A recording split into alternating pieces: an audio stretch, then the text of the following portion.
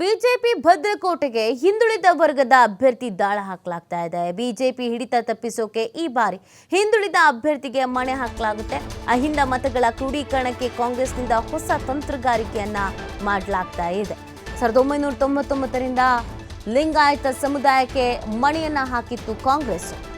ಆ ತಂತ್ರಗಾರಿಕೆ ಫಲ ಕೊಡದ ಕಾರಣ ಈ ಬಾರಿ ಇನ್ನೊಂದು ಹೊಸ ಸ್ಟ್ರಾಟಜಿಯನ್ನ ಮಾಡಿಕೊಳ್ತಾ ಇದೆ.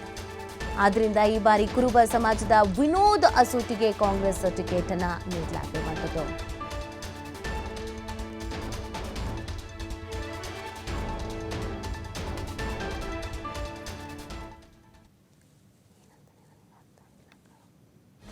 ನೋಡಿ, ಯಾವುದೇ ಎಲೆಕ್ಷನ್ಗಳಾದ್ರೂ ಕೂಡ ಜಾತಿವಾರು ಲೆಕ್ಕಾಚಾರವನ್ನು ಕೂಡ ಹಾಕೊಳ್ಳಲಾಗುತ್ತೆ. ಅದೇ ರೀತಿಯಾಗಿ ಬಿಜೆಪಿ ಭದ್ರಕೋಟೆಗೆ ಹಿಂದುಳಿದ ವರ್ಗದ ಅಭ್ಯರ್ಥಿಯನ್ನ ದಾಳ ಹಾಕಲಾಗಿದೆ. ಬಿಜೆಪಿ ಹಿಡಿತ ತಪ್ಪಿಸೋಕೆ ಈ ಬಾರಿ ಹಿಂದುಳಿದ ಅಭ್ಯರ್ಥಿಗೆ ಮಣೆಯನ್ನ ಹಾಕ್ತಾ ಇರುವಂಥದ್ದು. ಅಹಿಂದ ಮತಗಳ ಕ್ರೋಢೀಕರಣಕ್ಕೆ ಕಾಂಗ್ರೆಸ್ನಿಂದ ಹೊಸ ತಂತ್ರಗಾರಿಕೆಯನ್ನ ಮಾಡಲಾಗ್ತಾ ಇದೆ.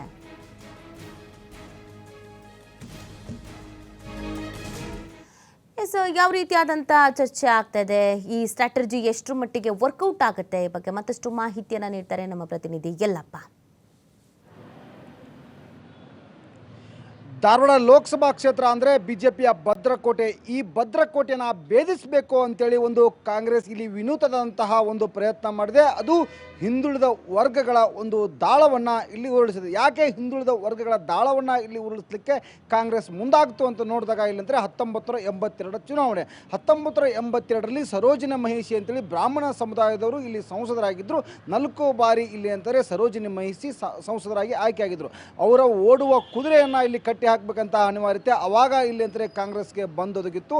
ಆವಾಗ ಇಲ್ಲಿ ರಣತಂತ್ರವನ್ನು ರೂಪಿಸಿದ್ದು ಇಲ್ಲಿ ಹಿಂದುಳಿದ ವರ್ಗಗಳಿಗೆ ಟಿಕೆಟ್ ನೀಡಿ, ಅಂದರೆ ಡಿ.ಕೆ. ನಾಯ್ಕರ್ ಅವರಿಗೆ 1982ರಲ್ಲಿ ನಡೆದಂತಹ ಚುನಾವಣೆ, ಲೋಕಸಭಾ ಚುನಾವಣೆಯಲ್ಲಿ ಈ ಕುರುಬ ಸಮುದಾಯಕ್ಕೆ ಸೇರಿದಂತಹ ಡಿ.ಕೆ. ನಾಯ್ಕರ್ ಅವರಿಗೆ ಟಿಕೆಟನ್ನು ನೀಡಿತು ಕಾಂಗ್ರೆಸ್.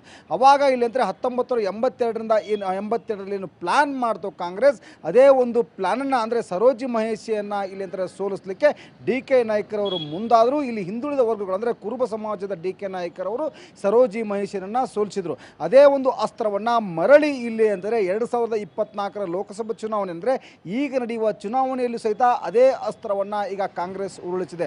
ಯಾವಾಗ ಆ ರೀತಿಯಾದಂತಹ ಒಂದು ರಣತಂತ್ರವನ್ನು ಕಾಂಗ್ರೆಸ್ ಇಲ್ಲಿ ಅಂತಂದರೆ ಹೆಣೆದಿತ್ತು, ಅದೇ ರೀತಿಯಾದಂತಹ ಒಂದು ರಣತಂತ್ರವನ್ನು ಈ ಚುನಾವಣೆಯಲ್ಲೂ ಮಾಡಿದೆ.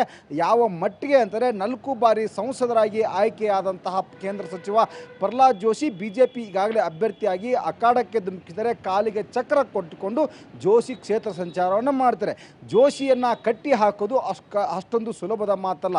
ಹೀಗಾಗಿ ಇದನ್ನು ಅರ್ಥಂತಹ ಕಾಂಗ್ರೆಸ್ ಒಂದು ಪ್ಲ್ಯಾನನ್ನು ಮಾಡಿದೆ. 1982ರಲ್ಲಿ ಮಾಡಿದಂಥ ಪ್ಲ್ಯಾನನ್ನೇ ಈಗ ಮಾಡಿದೆ. ಹಿಂದುಳಿದ ವರ್ಗಗಳ ಮತಗಳನ್ನೇ ಇಲ್ಲಿ ಅಂತಂದರೆ ಟಾರ್ಗೆಟ್ ಮಾಡಿಕೊಂಡು ಮತ್ತೆ ಇಲ್ಲಿ ಅಂತಾರೆ ಕುರುಬ ಸಮುದಾಯದವರಿಗೆ ಟಿಕೆಟ್ ನೀಡಿದೆ. ಇಲ್ಲಿ ಅಂತಂದರೆ 11 ಲಕ್ಷ ಇಲ್ಲಿ ಅಂದರೆ ಅಹಿಂದ ಮತಗಳೇನಿವೆ, ಹಿಂದುಳಿದ ವರ್ಗಗಳ ಮತಗಳೇನಿವೆ, ಆ ಮತಗಳು ಇವತ್ತು ಕೆಲವೊಂದಿಷ್ಟು ಮತಗಳು ಬಿಜೆಪಿಯಲ್ಲಿವೆ, ಕೆಲವೊಂದಿಷ್ಟು ಮತಗಳು ಇವತ್ತು ಇಲ್ಲಂದರೆ ಕಾಂಗ್ರೆಸ್ನಲ್ಲಿವೆ, ಮತ್ತು ಕೆಲವೊಂದಿಷ್ಟು ಇದು ಮತಗಳೇನಿವೆ ಬೇರೆ ಬೇರೆ ಪಕ್ಷದಲ್ಲಿ ಅಂದರೆ ಇಲ್ಲಿ ಬೇರೆ ಬೇರೆ ಸ್ಥಳೀಯ ಪಕ್ಷಗಳಿವೆ, ಸಣ್ಣ ಪುಟ್ಟ ರೀತಿಯಾಗಿ ಅವೆಲ್ಲವೂ ಇವತ್ತು ವಿಂಗಡಣೆ ಆಗಿವೆ.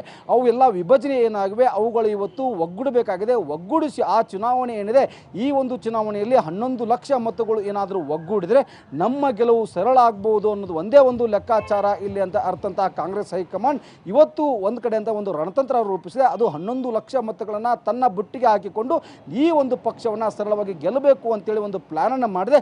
ಪ್ಲ್ಯಾನ್ ಏನಾದರೂ ಯಶಸ್ವಿ ಆದರೆ ಇಲ್ಲಿ ಅಂತಾರೆ ಕಾಂಗ್ರೆಸ್ಗೆ ಗೆಲುವು ಇಲ್ಲಿ ಅಂದರೆ ಕಟ್ಟಬುತ್ತಿ. ಆದರೆ ಅಷ್ಟು ಸರಳದ ಮಾತಲ್ಲ. ಯಾಕೆಂದರೆ ಕೇಂದ್ರ ಸಚಿವ ಪ್ರಹ್ಲಾದ್ ಜೋಶಿ ಪ್ರಭಾವಿ ನಾಯಕ, ಈಗಾಗಲೇ 4 ಬಾರಿ ಇಲ್ಲಿ ಅಂತಾರೆ ಸಂಸದರಾಗಿ ಆಯ್ಕೆಯಾಗಿದ್ದಾರೆ. ಪ್ರತಿಯೊಬ್ಬ ಕ್ಷೇತ್ರದ ನಾಡಿ ಮಿಡ್ತಾ ಇವತ್ತು ಪ್ರಹ್ಲಾದ್ ಜೋಶಿ ಅವರಿಗೆ ಗೊತ್ತು.